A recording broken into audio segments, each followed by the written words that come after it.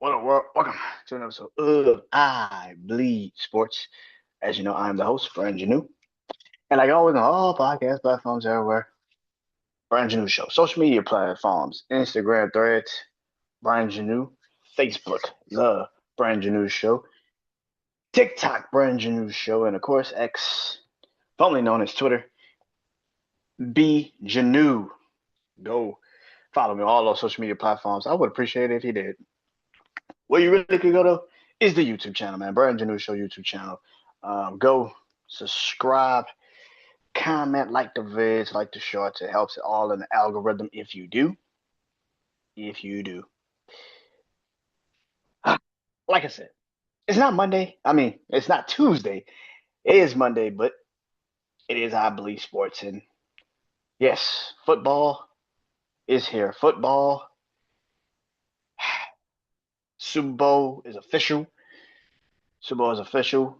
I will talk about the Patriots and the Seahawks making it. So yes, I will talk about the Patriots and the Seahawks making it. But next week will be more so of the Super Bowl show because next week will be the final week getting ready for Super Bowl week. That'll be next week. But I will talk about the Seahawks and the Patriots making it to the Super Bowl. I got my levels of warning this week. Uh, so yes, I still got my levels of warning for the NFL. And I'll talk about that as well. Of course, the big fight this Saturday, Teofimo Lopez, Shakur Stevenson. Last week I talked about it a little bit, but today I will actually tell you who I think will win the fight. But let's kick it off with this.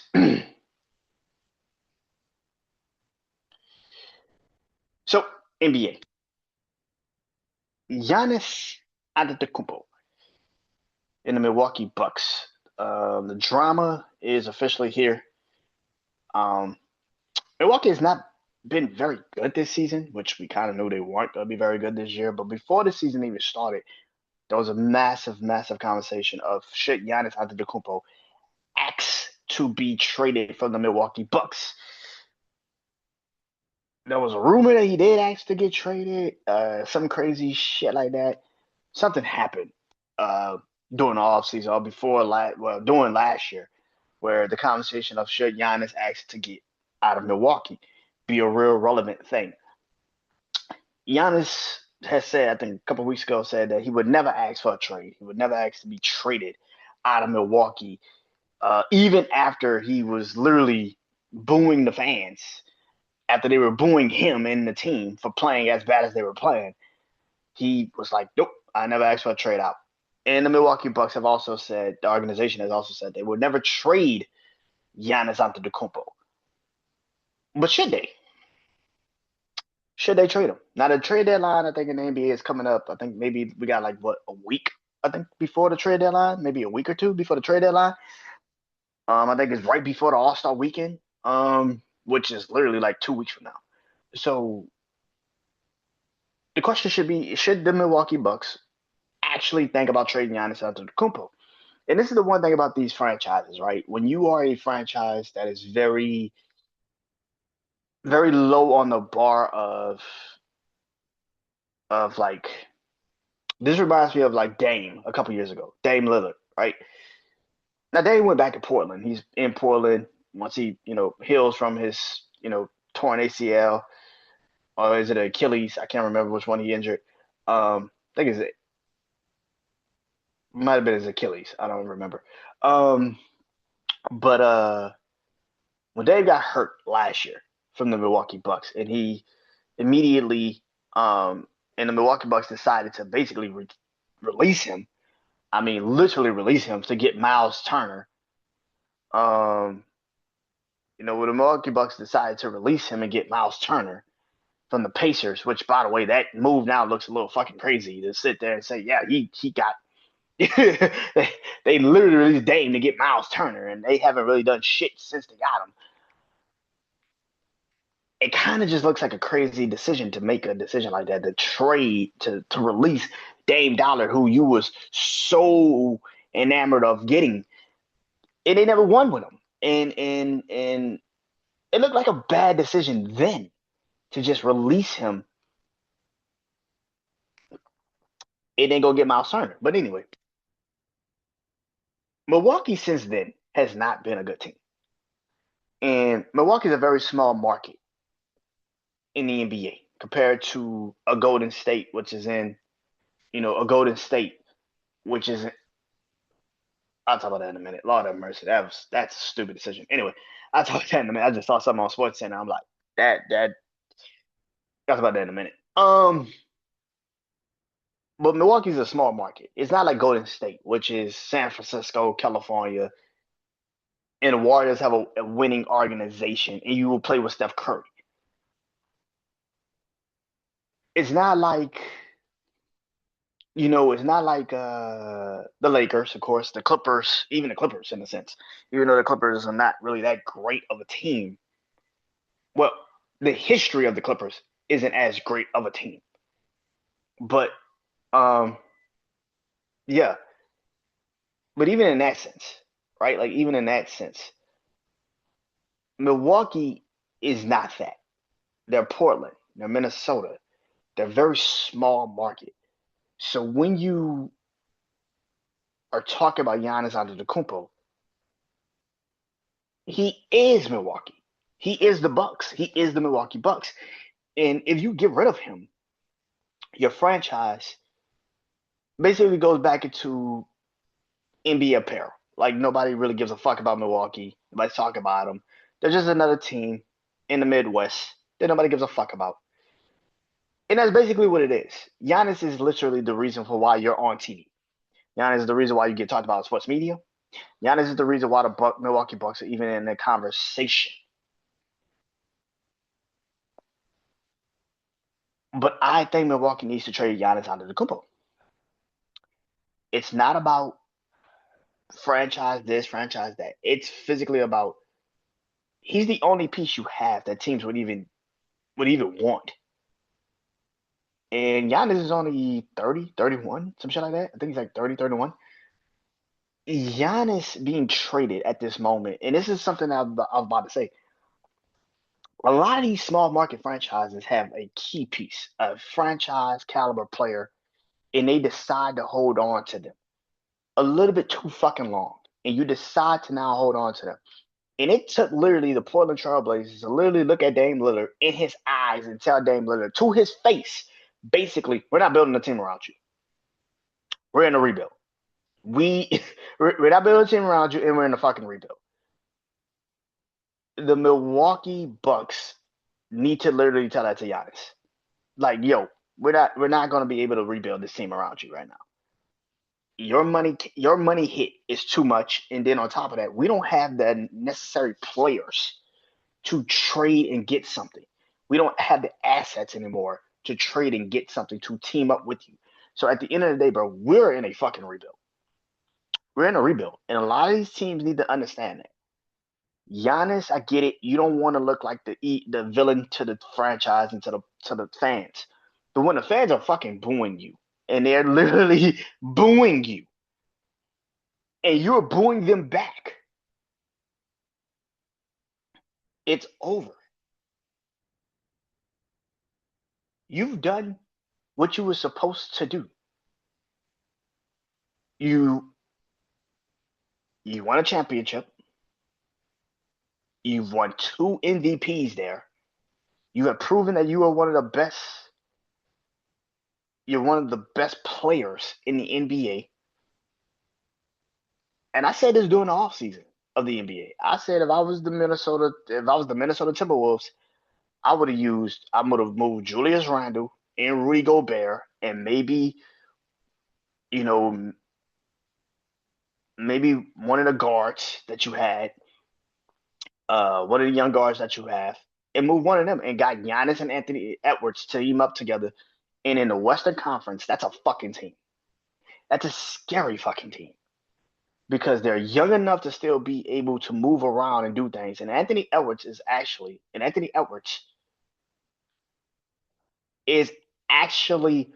a good on ball defender, and he's actually a 30 point scorer.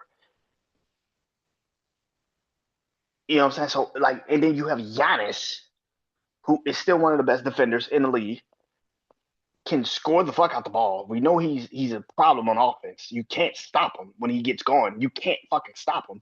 And he's actually shooting the ball really well. Like he's hitting threes this season at a clip, like a really good clip. So even in that sense, like if I was Minnesota, I would have made that move. I don't think he fits in Golden State, and I love Golden State. I don't think he fits in Golden State. I think you would have to make a move and actually come to a realization that you're just done with Draymond Green because he doesn't fit. Like him and Draymond are going to bump heads. They don't fit. So, and now that Jimmy Butler's gone, it's like you can't even move Jimmy Butler to get him. So you're going to have to make a decision to move Jonathan Kuminga and Draymond Green and maybe Moses Moody. Like it's a bunch of fucking players you're gonna have to move and some draft picks. That's a lot of shit. And you also moved that last year for Jimmy Butler. So I don't think Golden State is going to be able to get him. Is Milwaukee going to be willing to trade in the Eastern Conference? And that's really where the conversation really does kick in.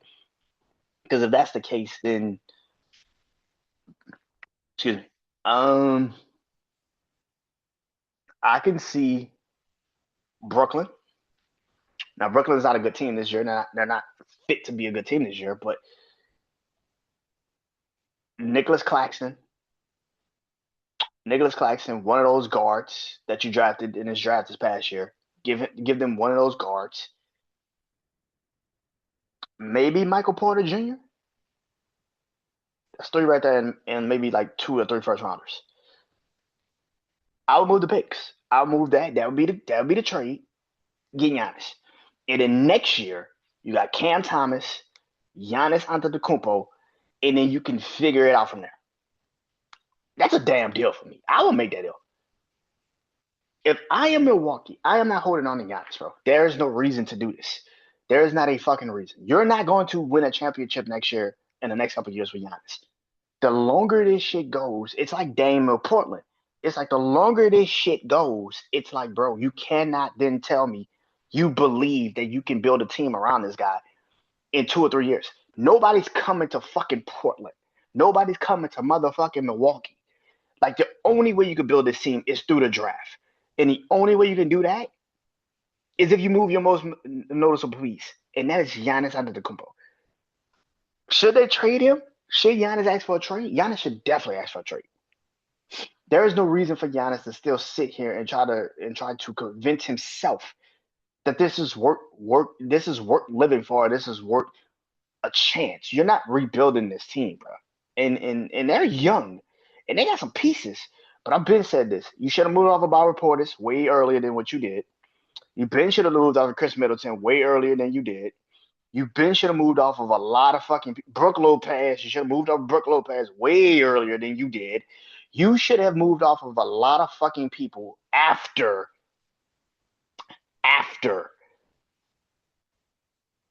the franchise. You knew, okay, we kind of need to retool.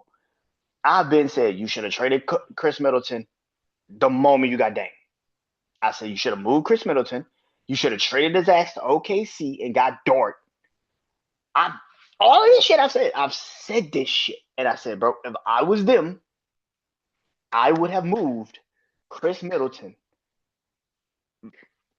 the moment I got Dame Lillard. We are in a new rebuild. I would have moved Bobby Portis. I would have moved his ass to Brooklyn and try to get a Nicholas Claxton. Moved him to a Detroit and got one of the young players from Detroit that now has grown into a really great player this year. There's a lot of pieces I would have done. There's a lot of shit I would have done with Milwaukee. And now you haven't done it. And now you're sitting here contemplating. We're not going anywhere. And you know you're not going anywhere. So instead of you actually doing your due diligence and moving pieces around earlier than you did, you are now in the shit that you're in. The Milwaukee Bucks have done it to themselves. And Giannis Antetokounmpo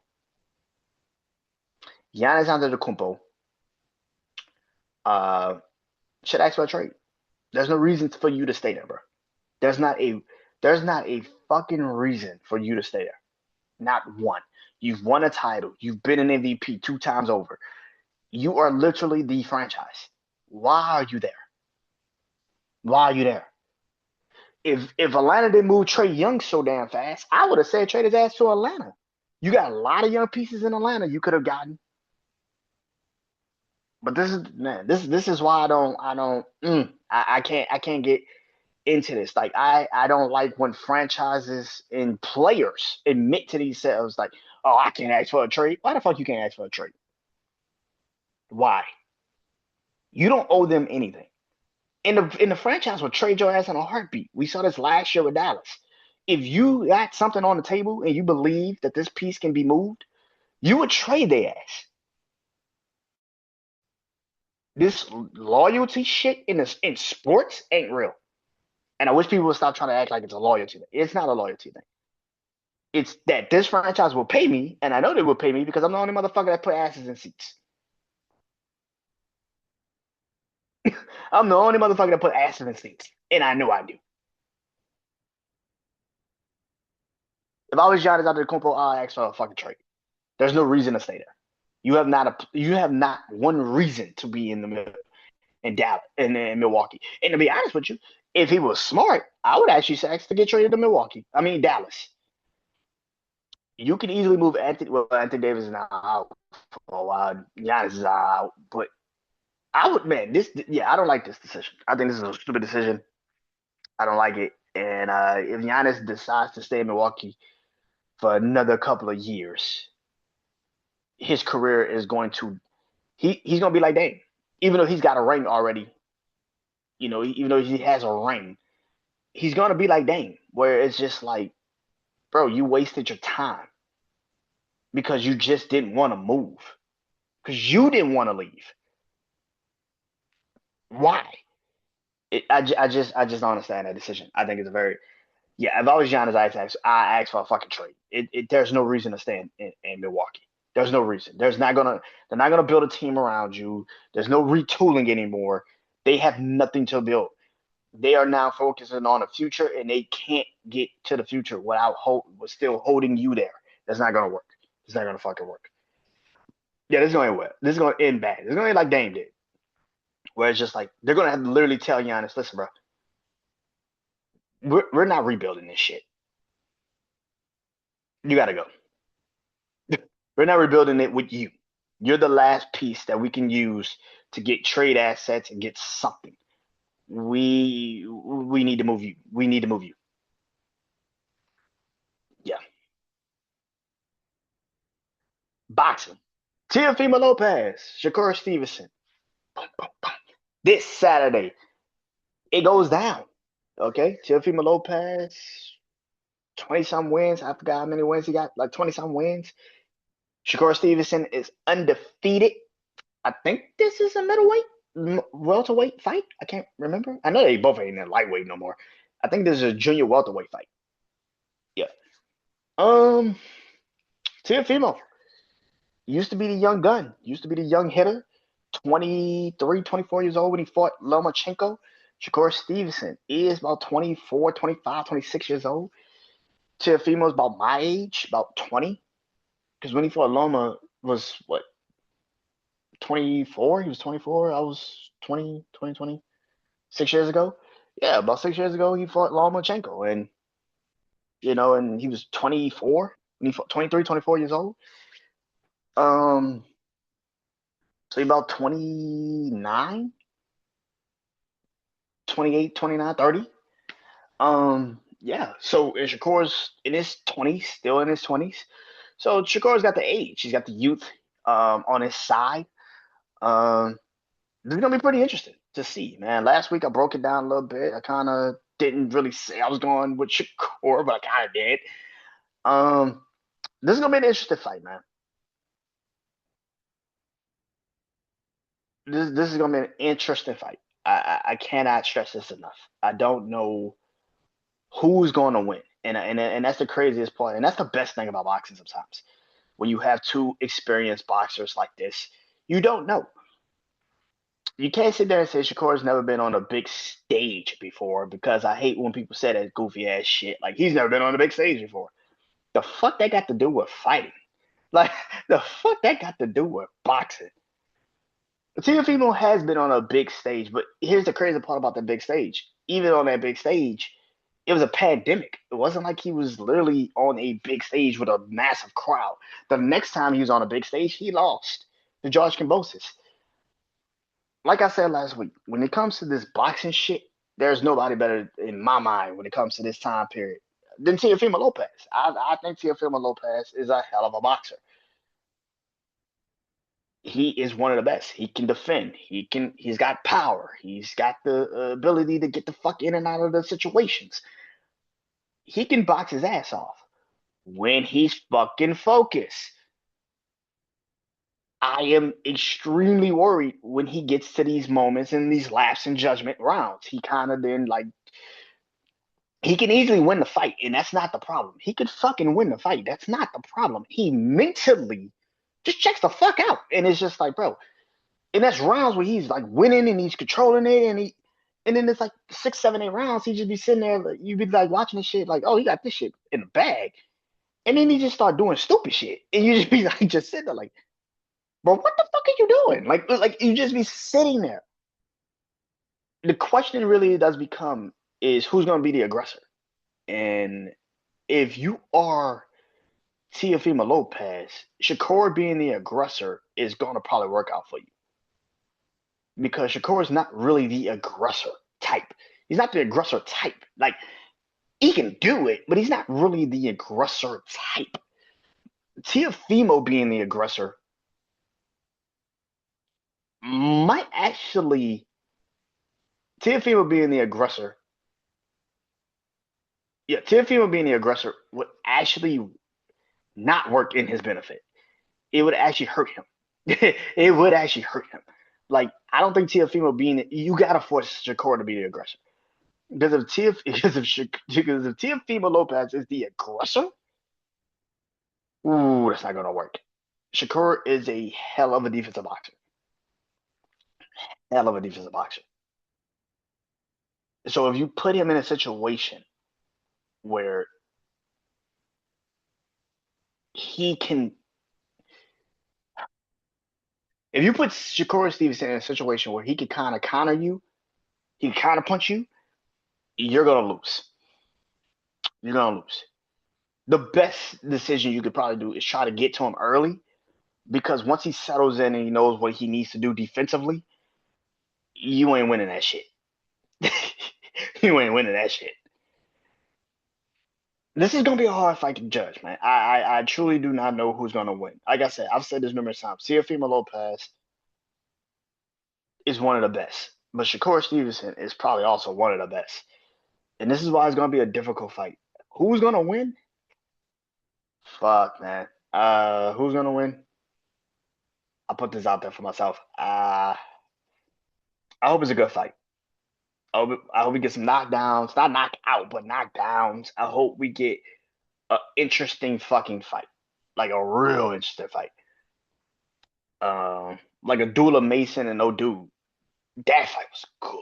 I mean, my God, that fight, 12 rounds. The boys were just slugging, just slugging. Like, oh Lord have mercy. I hope we get one of them, but we're probably not. We're gonna get a defensive, chess battle. It's gonna be you give, I give, you give, I give. You try that shit, I'm gonna knock you down. Like you try it, I'm gonna pop you. Like it's basically what it's going to physically be. It's going to be a defensive chess battle. Whoever can defensively control the match is probably going to win the fight. And if you say that to me, I'm saying Shakur Stevenson. I get it. Shakur's young. His hands, I get it. I understand. But like I said last week, that motherfucker's like Floyd. Like he is defensively savvy. I don't know what it is. That motherfucker's defensively savvy, bro. It's scary to watch a guy not get hit and tag the fuck out of you. And tag the fuck out of you. This can become Teofimo Shakur. This can really be two fights. It could be Miguel Cotto and Floyd, where Miguel Cotto was actually tagging Floyd ass a lot in that fight. But Floyd, of course, defensively was smart enough to get the fuck out of it and not really get hit that much. anyone on points. It could be, Floyd in Cotto, or it can turn into, and this is just facts. This shit can turn into Marquez in Mayweather, where Marquez is as great as Marquez was, he could just never fucking touch Floyd. And this is a man that took Manny Pacquiao out of four straight bangers. I mean, four incredible classics, and couldn't touch Floyd. Couldn't fucking touch him. Like he couldn't touch Floyd, like at all. And you're just sitting there like, what the fuck? Like you can't touch Floyd, bro? He couldn't touch him. Like physically couldn't touch him. I think Teofimo Lopez is an incredible fucking boxer. But like I said, them fucking mental gaps, them lapses he has in fights sometimes, you just be sitting there like, bruh, like you gotta touch this fucking dude. If Teofimo Lopez comes out and beats the aggressor early, and gets on the board early and wins those rounds early, you force Shakur Stevenson to now have to come and get you. And that can play into your advantage. But I don't know if he will. And that's where the problem kicks in. I think he's going to be a little bit more hesitant. And that's where the problem is going to kick in. So I hope for a good fight. I got Shakur. 12-round decision. I don't think Teofimo can he tag him? Can he tag him if Shakur comes in a little crazy, a little reckless? Again, you're asking Shakur to be. Again, you're asking Shakur to kind of be out of his norm to come in completely reckless. Like, and I don't think he will. That's the problem. Like Shakur is too goddamn sound to get really tagged. And again, Floyd has gotten tagged before. I'm not gonna sit up here and like act like Floyd Mayweather never got tagged before. He's gotten tagged before. But Shakur is too goddamn sound. And I think that is the scariest part about a 25-year-old being that fucking defensively savvy. Is that like that motherfucker is savvy. And again, Teofimo Lopez, I don't know what his game plan will be. Nobody does. But if he comes in and goes at him early, he might have a chance. But the longer that fight goes, I just feel like Shakur is just gonna whoop his ass. And that's the problem. The earlier the rounds for Teofimo Lopez, the better. Yeah. Yeah. Patriots and Seahawks. NFL. Patriots and Seahawks. They are the final two in the NFL. Like I said, next week I will actually do a special, I believe, sports Super Bowl edition. I'll be talking about that. I'll talk about all of the coaching hires, possibly by the time we get to the Super Bowl weekend. I talk about I rank them, what's my least favorite, my most favorite hires, and all that other shit next week once we get there. Am I surprised that this is the Super Bowl? Not really. I kind of picked it last week. I picked the Patriots all season. I knew the Patriots would be a great team this whole year. I didn't flinch on my pick of the Patriots. I got kind of a little bit when they kind of was having like a little up and down, but I didn't flinch on the Patriots pick. I always believed the Patriots were just a better team that people wanted to give them credit for. I get it. The Patriots this season has not looked good. Postseason have not looked good. This has not been a great offense. But again, this is what y'all have been saying, right? They have not really played anyone. They haven't played anyone. Well, this is them playing against teams, and they're actually struggling against these teams. Defensively, they're struggling. The Broncos last night, they kind of got to them. The Texans a couple weeks ago got to them. The Chargers got to them. This offensive line is very fucking shaky, but they're rookies. A lot of these dudes are very, Will Campbell is a rookie. Like, I can't, Will Campbell's a fucking rookie. What do you want him to do? He's a rookie. You got a rookie guard also on that side. Like it's a young fucking offensive line. Drake May can only do so much with that. I don't like how they're using Trayvon Henderson this postseason. I feel like they haven't used him at all this postseason. I just feel like they've just chosen not to use him, which is very stupid. But I get it because of the games that you're playing, and it feels like it's more of a Ramondre Stevenson type of game. But even in that sense, Trayvon Henderson has been carving fucking teams up all fucking year. You get that kid to run the ball, he's probably going to take that bitch to the house. and yet you're choosing not to use him. Josh McDaniels, ladies and gentlemen, Josh McDaniels. Um, I don't like that. Seattle, on the other hand, Seattle's defense only gives up points to the Rams. I, I, I am convinced that this is the only team they give up points to, because last week they put boot to ass, belt to ass to the 49ers. Like, it wasn't even close. And that's a divisional team, too. It wasn't even fucking close. This week, you could barely get off the fucking football field with the Rams offense. Like, you couldn't get off the football field.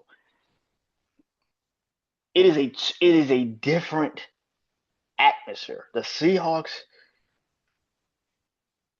right now feel like the better team. I can honestly say that. Right now, they feel like the better team.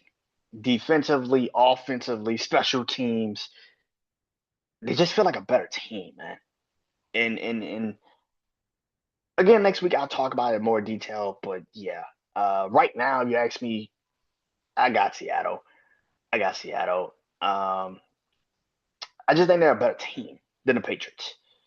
But like I said, next week I will do my preview show and I'll talk about it. Everybody's got Seattle right now because Seattle feels like the better team. Like, it's just, this playoffs has been about who's the better team, not about your fucking franchise quarterback and all this other goofy shit that people have made up in the press. It's about the better fucking team.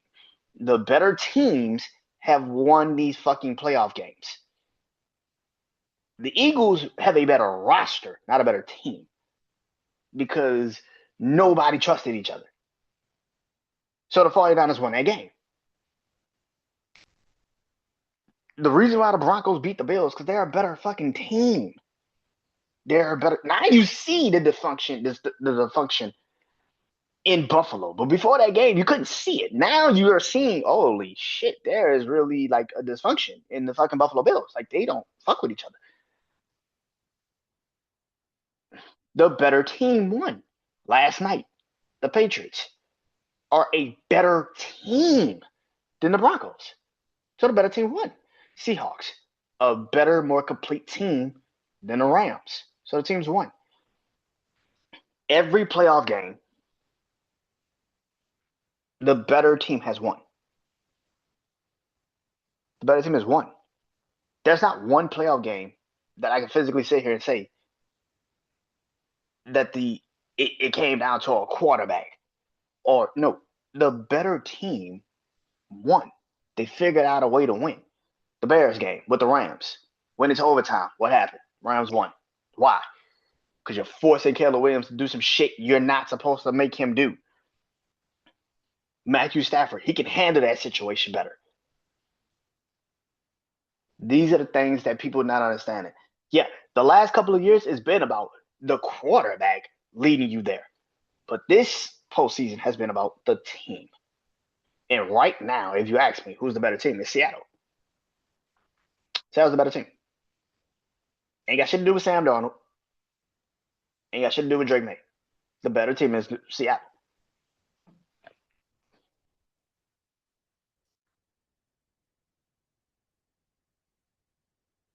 That was a warning for the NFL. Yellow, caution. Orange, panic time. And red is good old DOA.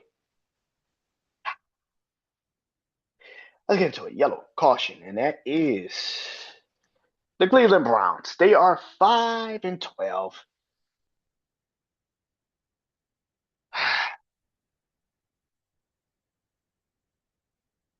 You know, the problem I got with people nowadays is that you defend stupid shit.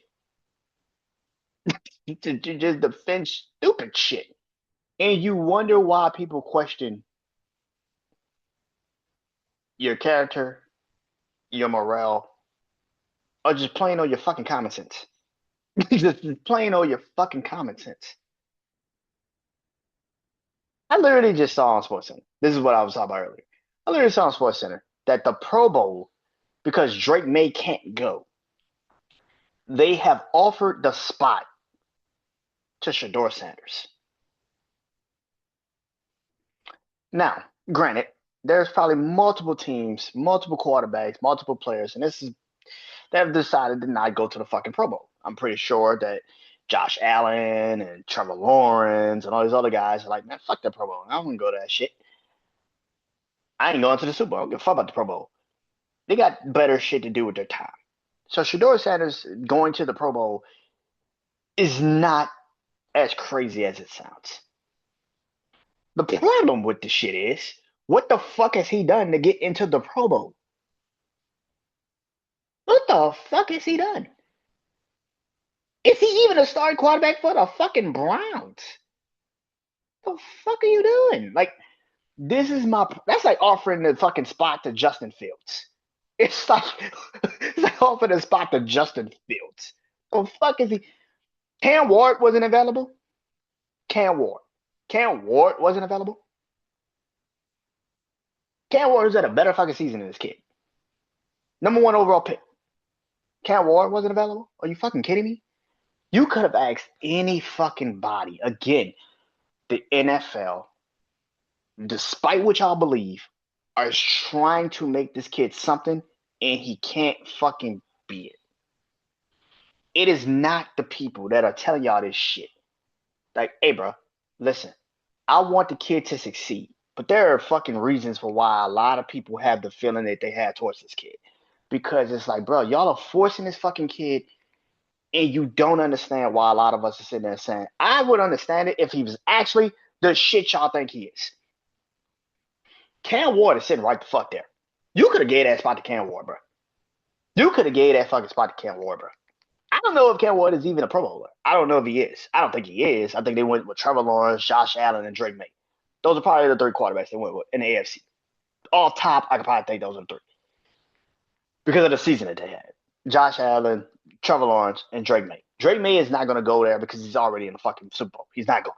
Josh Allen, I'm pretty sure, is going to probably drop out because he doesn't want to go to the fucking Pro Bowl. I can see Trevor Lawrence going, but I don't see him really doing anything. So yeah, Cam Ward could probably end up in the Pro Bowl because maybe Josh Allen drops out, or excuse me, Josh Allen drops out, or Trevor Lawrence drops out. So then you got to go to Cam Ward. But the first fucking person that drops out is Drake May because he's in the Super Bowl. And your first decision was to go to Shador Sanders. Now, granted, they could have went to Cam Ward. They could have went to all these other quarterbacks in the AFC and said, "Hey, do you want to go?" Hey, man, I've seen Pro Bowls with Huntley. Ty Huntley was a fucking Pro Bowl quarterback. He's a replacement. I get that, but this is why I'm saying your first fucking reaction is to go to Shador Sanders. Why? Why?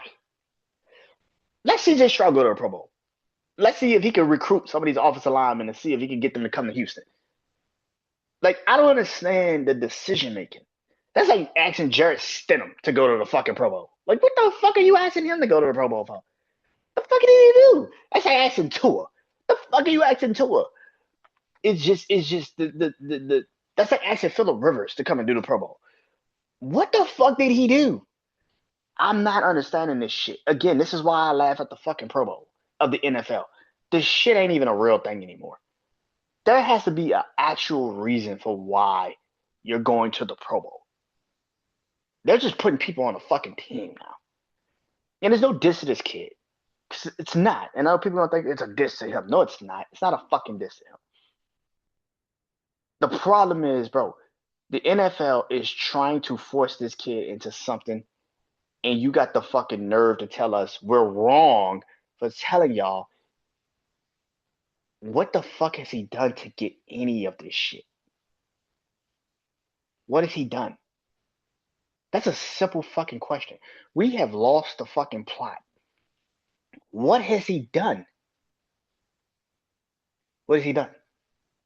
Which brings me to the Browns in yellow being cautioned. I will be fucking surprised if the Browns are not the last team to hire a head coach. I'd be surprised. I'd be fucking surprised if the Browns are not the last team to hire a head coach. The Browns organization is a laughingstock. It's a joke. It's funny. It's Let me take that back. The defense of the Browns, the defense of the Browns is their saving grace.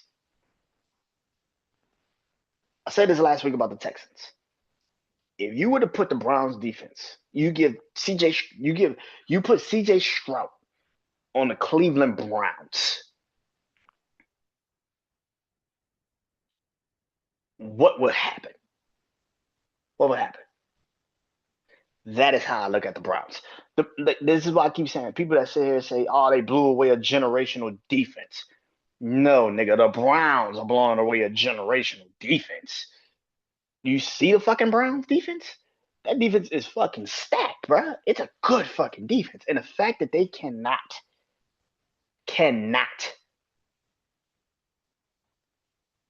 get a head coach at this moment with that defense tells you a lot. Nobody wants to coach that fucking team. You got a quarterback carousel that is in complete and utter chaos. Whoever comes in has to basically bend the knee and try to keep Shedeur Sanders fucking happy and the fans fucking happy. And that could be your own undoing. You got Deshaun Watson, who's finally healthy, but you don't want to play him because you want to tank. You got Dylan Gabriel, who you also drafted last year, and you clearly seem like you don't even give a fuck about him.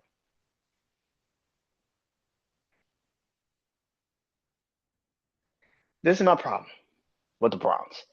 They're not gonna fix this shit. There's no fixing the Browns, man. I'm sorry to tell y'all that. There's no fixing this shit. This team is not gonna be good for at least another 2 years. At least another 2 years. You have no offensive line. You have no receiver. You have a rookie tight end, good tight end. You have a rookie running back coming off an injury now. You still have no offensive line.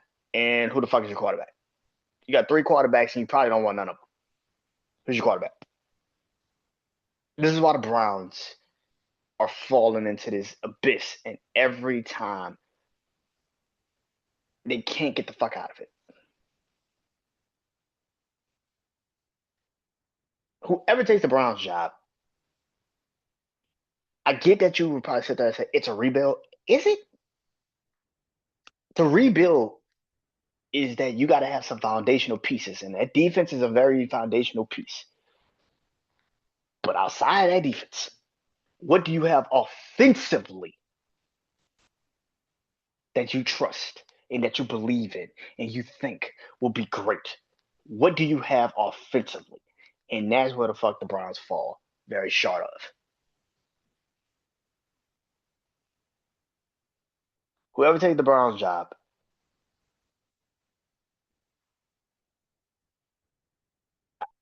whoever takes the Browns job, I give you 2 years, and that's the best I can do because you're gonna be back looking next year in a draft for a fucking quarterback.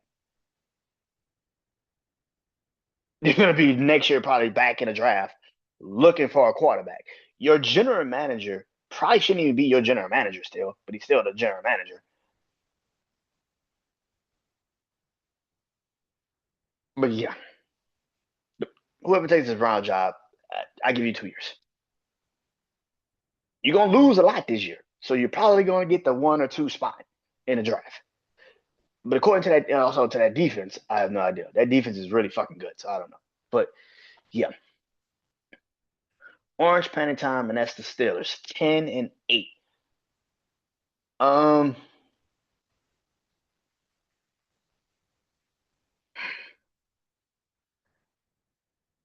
see, at least with the Browns, you at least have a chance to figure out what the fuck you're doing. The Steelers, I don't know what the fuck you doing. So you telling me you hire Mike McCarthy for what? What? What did you hire him for? You, you cannot tell me you hired him just to have Aaron Rodgers. Aaron Rodgers, who is 42 years old, be 43 next year at some point.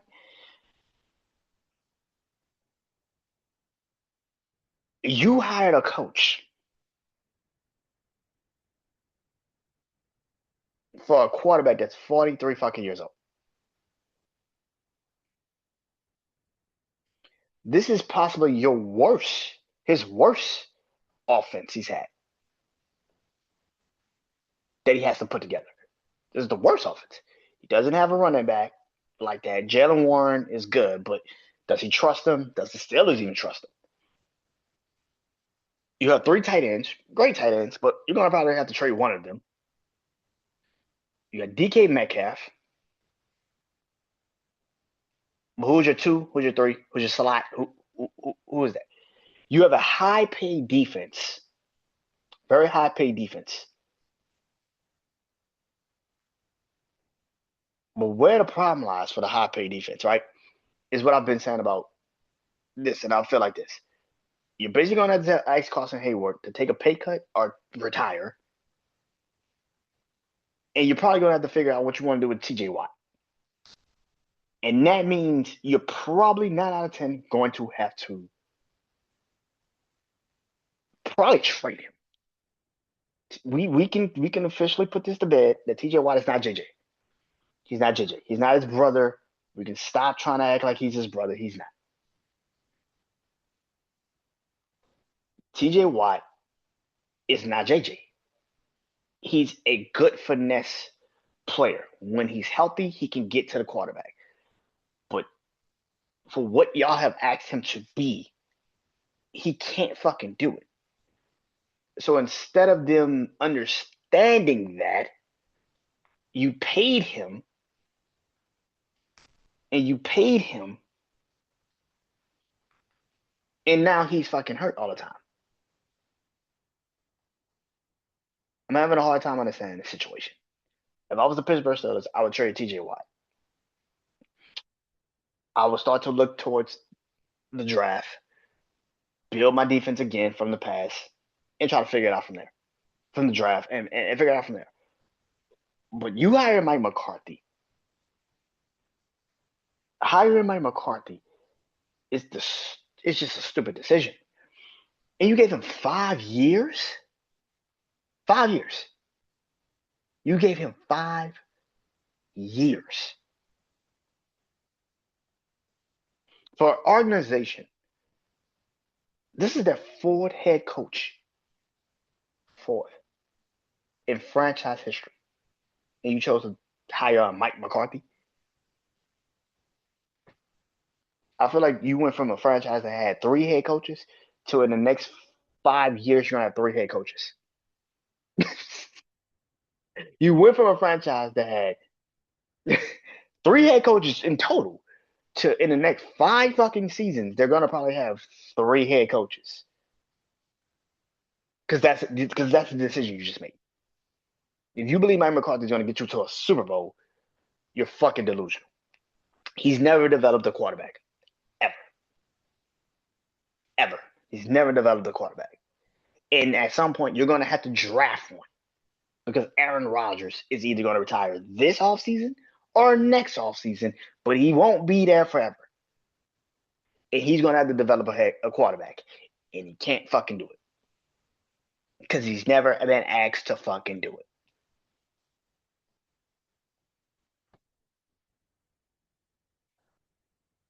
And red is DOA, and that's the Rams. Listen, 14-6 is what they close out the season with. Losing last night to the Seattle Seahawks, division rival. They're kind of in the same boat as Pittsburgh with the quarterback situation. You don't know really what the fuck is going to happen with Matthew Stafford. You think Matthew Stafford's going to return? Possibly. He feels like he probably owes Sean McVay one more year. And maybe that's how he looks at it from his perspective. Maybe he owes them one more year. But even in essence, this is why I feel like the Rams, the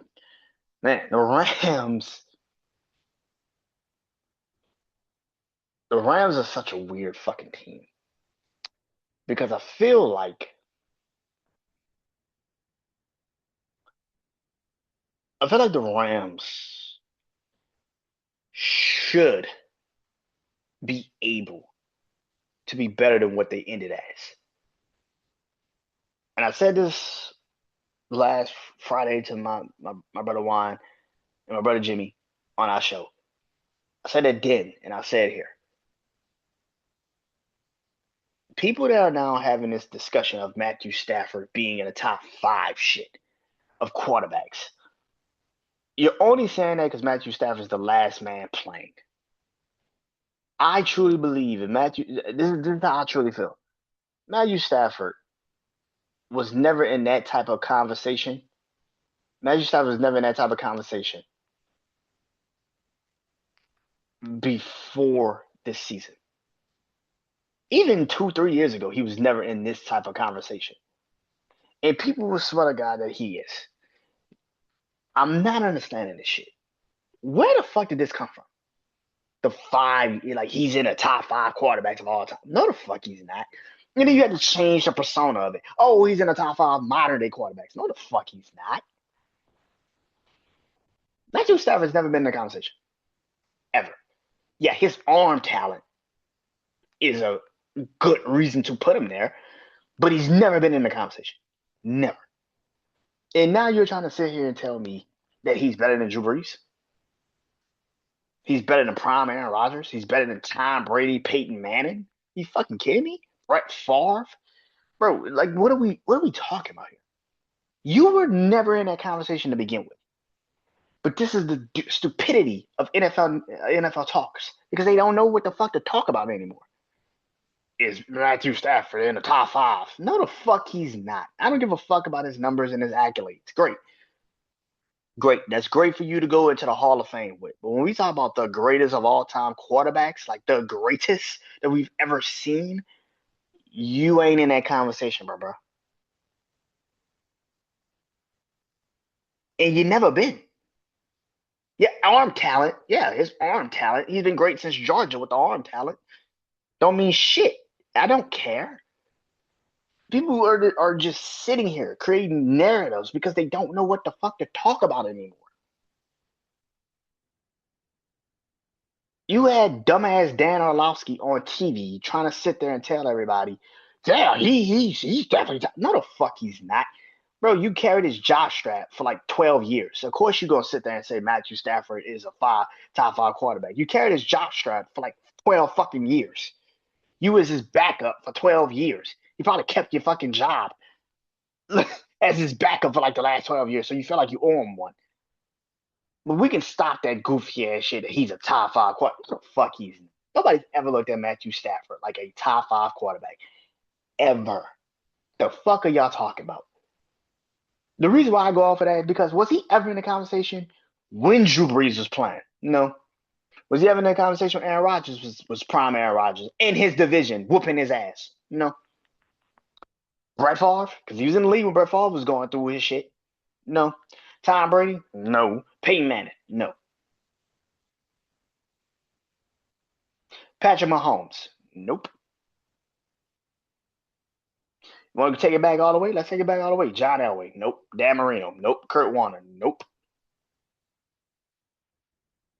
Shit, even Steve Young. Steve Young was a beast. People forget how good Steve Young was. Steve Young is a beast. I can't put you there, bro. It took a loaded fucking team to get you your first Super Bowl ring. And to be honest with you, if it wasn't for Aaron Donald hitting Joe Burrow late in that game, Jamar Chase catches that ball, it's a touchdown, and it's not even close. You never get a ring. And since you won that ring, the Rams have went to what, 2 NFC Championship games? No, I don't think they've been to two. I think they have. I don't know. I can't remember. I can't remember who San Francisco beat the year they got to the Super Bowl against Kansas City. I can't remember that. I want to say the Rams in the NFC Championship game. No, they beat Detroit. No, they beat Detroit. Yeah, they beat Detroit. You've been to two NFC Championship games since you've been in LA. You went to the Super Bowl and won. You lost to Seattle last night. But let people tell you he's great. The Rams and all in all, man. And here's the thing about Sean McVay too. Sean McVay is also starting to fall into that category where I've been putting a lot of these other fucking people. He's just a better Kyle Shanahan. That's all he is. He's got a ring. That's all we can sit here and say. Well, at least Sean McVay has a ring. Kyle Shanahan has no ring. He's just a more advanced Kyle Shanahan. That's all it is. Which means, yeah, you're gonna look at that team like, yeah, if everything goes right for them, they could definitely get to a Super Bowl. But if it doesn't, then they're never gonna get there.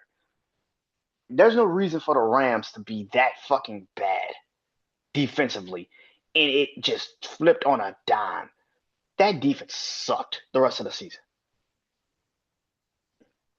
Every playoff game, you felt like they could lose until they lost last night. Every playoff game, you felt like they could have lost.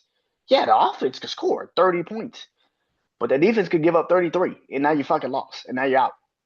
It's just the way of the Rams.